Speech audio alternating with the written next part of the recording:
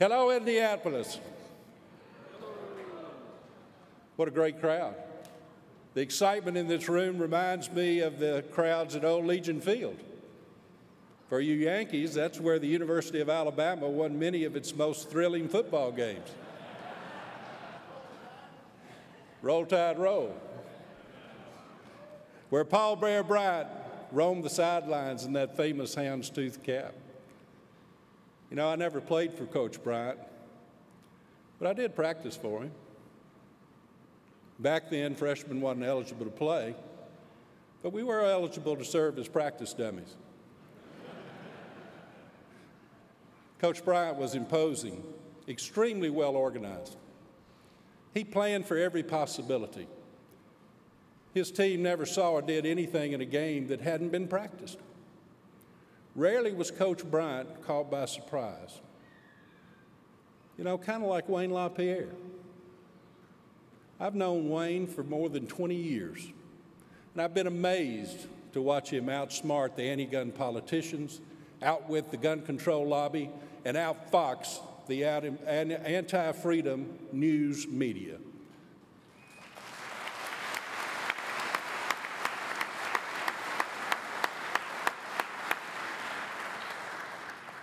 He's built an NRA as well organized as any Bear Bryant team, prepared for every possibility and poised for every opportunity for success. You know, Coach Bryant preached a Vince Lombardi line all the time. We will chase perfection, knowing we can never attain it, but along the way, we shall catch excellence.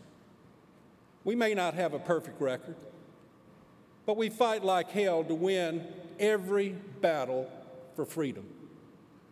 And we all can take pride in the fact that over the last 2 decades, our firearms freedoms hasn't just been defended, they've been expanded.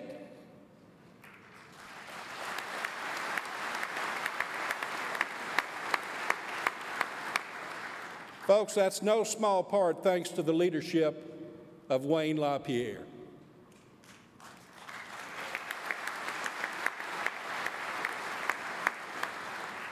You know, I know that Wayne and the NRA staff would be the first to say that none of our success would be possible without the dedication of you and your fellow NRA members. You make the phone calls, send the letters and the emails, walk the precincts, and help get out the vote. You shoot and hunt and demonstrate the value of responsible gun ownership.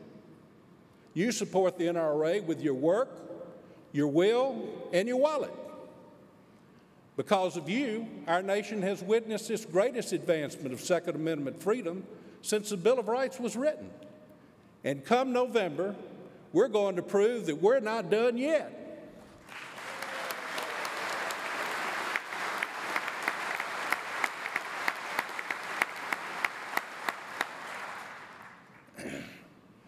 You know, I'm just a country lawyer from Alabama. And I surely don't want to say anything today that might offend anyone. But I do know this. There's an election in November. I'm going to be at the voting booth that day, and I know you'll be there too.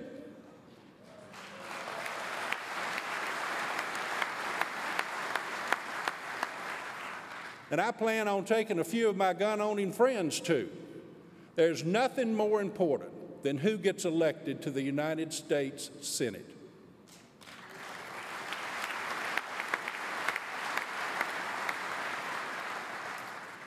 And I surely don't mean any disrespect to anyone, but folks, it's time that Majority Leader Harry Reid, after the next elections, becomes a minority leader.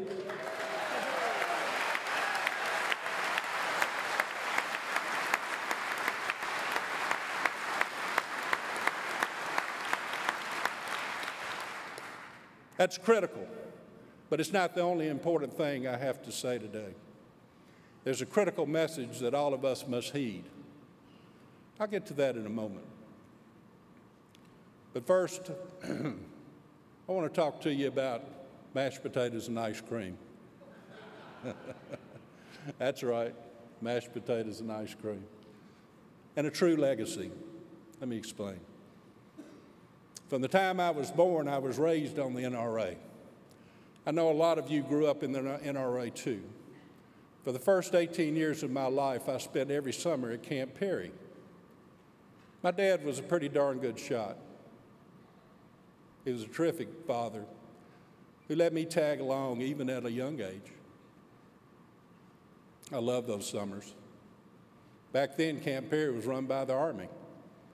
We had parades in the morning, cocktails in the afternoon, and mashed potatoes and ice cream for dinner. For a kid like me, it was great. More importantly, those summers were how my dad began to ensure his legacy to me.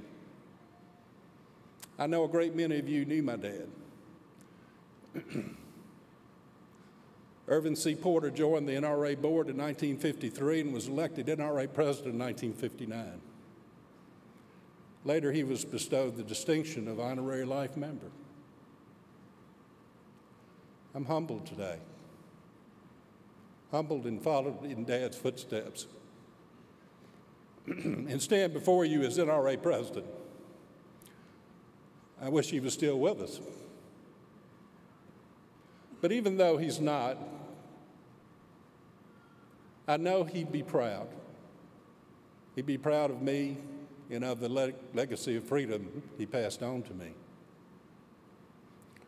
Dad served with great leaders of his generation, great lions of freedom, like Hal Glasson, George Whittington, Judge Bartlett Rummel, Frank Orth, Alice Bull, the chairman, John Dingell, Jim Reinke, Harlan Carter. They were revolutionary fighters at a time when NRA needed them the most. You know, Thomas Jefferson wrote that every generation needs its own revolution. For my dad and his colleagues, revolution came in Cincinnati at the 1977 NRA annual meeting. Had it not been for the revolt in Cincinnati, we wouldn't be here this morning. Back then, NRA had reached a critical crossroads. Some thought NRA should focus solely on wildlife conservation and habitat, that NRA should be a sort of national hunt club. Now, don't get me wrong, I'm a lifelong hunter, and I'm proud of the fact that no other organization does more to preserve hunting, protect access to hunting lands, and promote responsible wildlife conservation than the NRA. But at that Cincinnati meeting, the Gun Control Act of 1968 was the law of the land. It just about put NRA out of business for good. You know, that bill was passed. That terrible law was enacted for one simple reason, and one reason alone. The NRA was not in the game. There was no Institute for Legislative Action. We didn't even have a registered NRA lobbyist. Our association at that time wasn't just ill-prepared to fight against a terrible bill. We wasn't even there. We wasn't even on the playing field. The House Conference Report passed by just 32 votes. 25 Democrats and 41 Republicans voted present or didn't vote at all. They took a walk. If only half of those 67 congressmen had been reached and opposed the bill, the 1968 Gun Control Act would have been defeated. It would have never become law. And gun owners wouldn't have been subjected to the abuse of rights that law wrought on good, decent gun owners. All because the NRA at that time stayed out of the debate. That's what 77 Cincinnati meeting was all about. It was literally a fight over the direction of our organization and the future of our freedom. My dad was asked to chair the meeting. He called it to order at 7:30 in the evening. It lasted a full 8 hours. And Dad, with gavel and microphone in hand, never left his feet. And I can tell you at the end of the meeting, he was getting stronger. It could have easily gotten out of hand, and there were some heated exchanges. But order was maintained, When it was over, the revolutionaries had won. Harlan Carter was named executive vice president. Control of the organization had been restored to its members, and the way had been paid for the establishment of the NRA's Institute for Legislative Action. And the NRA finally began to build the political strength necessary to save our association and save our freedom.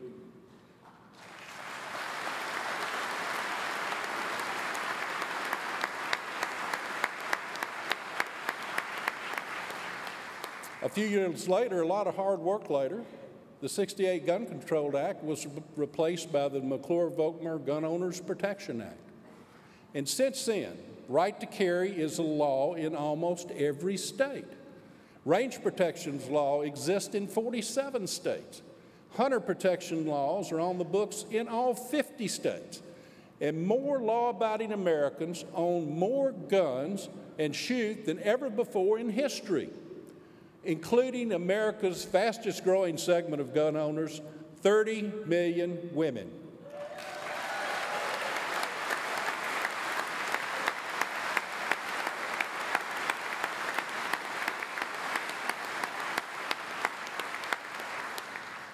You know, it's the story of a legacy that started with mashed potatoes and ice cream, encompassed a revolutionary NRA meeting, and led a father-son to this podium on this day. Because of what our fathers and forefathers accomplished, we are freer today. Now, I recently had the great privilege of attending the funeral services of Otis McDonald in Chicago. It was a moving experience and an honor to participate representing you and the NRA and being among those who paid tribute to such an extraordinary man. I don't use the word courage lightly, but physically in his fight for the right to keep and bear arms, Mr. McDonald's life was in danger. He braved death threats from gangbangers and drug dealers in his once peaceful South Side Chicago neighborhood. He laid his life on the line for a right that those who don't live in crime-ridden zones take for granted. He simply wanted to keep a handgun in his home for protection of his family and his property. But in Chicago, when Otis McDonald began his fight, handgun ownership was a crime for ordinary, decent citizens. With his presence in the fight as a spokesman for liberty, and with his death, a remarkable shift occurred in the Chicago media. They actually listened and reported what this man said and what he believed in. In his obituary of Mr. McDonald, the Chicago Tribune wrote, "He was driven by a force much deeper. Mr. McDonald felt strongly that he had a duty to stand up for the rights that had been taken away from African Americans during slavery. He had come to understand more about his ancestors and the black codes that kept guns out of the hands of freed slaves." The Tribune then quoted Mr. McDonald. "I could feel the spirit of those people running through me," as I said in the Supreme Court. When the nation remembers the civil rights movement that removed barriers of law that kept full citizenship for many Americans because of race, Otis McDonald's presence must be recognized as a civil rights leader in the truest sense. Because of those who came before us, our NRA is larger, stronger, more political savvy than ever before, and at a time when freedom needs our defense like never before. You know, we're looking down the barrel of some serious issues. People are anxious, and not just NRA members, about the future of our country. They're looking to us, to the NRA, for leadership, because we are the one civil rights group that, above all others, stands squarely for freedom of all Americans. The NRA is viewed more favorably by more people than either political party, the Congress, or the White House. That's because we stand for right. We fight for individual liberty, and we win.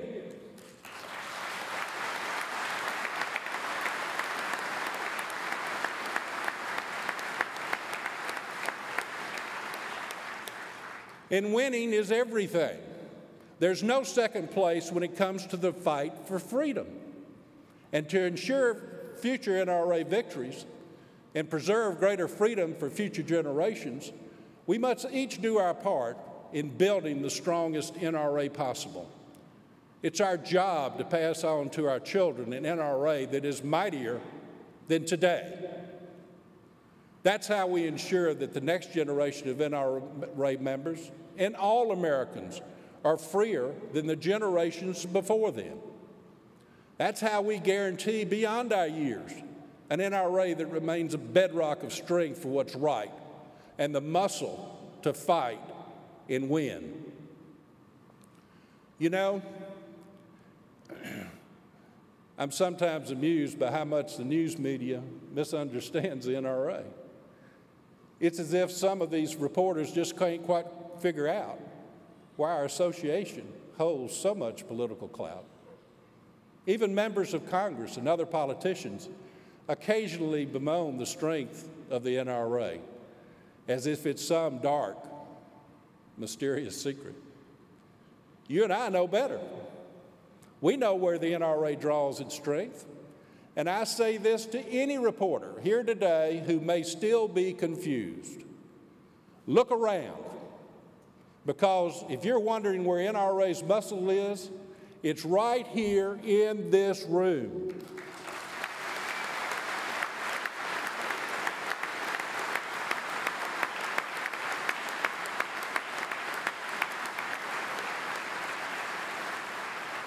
And there's millions more of us out there all across America. And we're going to flex that muscle in November and the Remember after that. And I know you can't wait till 2016.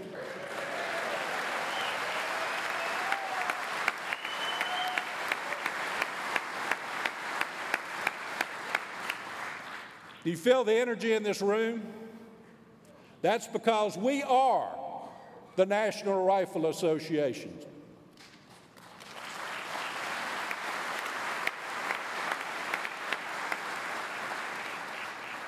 We always endure because principles endure. 1993, Ronald Reagan received the Presidential Medal of Freedom. At the ceremony, President Reagan said this: presidents come and go, history comes and goes, but principles endure and ensure future generations to defend liberty. Not a gift from government, but a blessing from our Creator.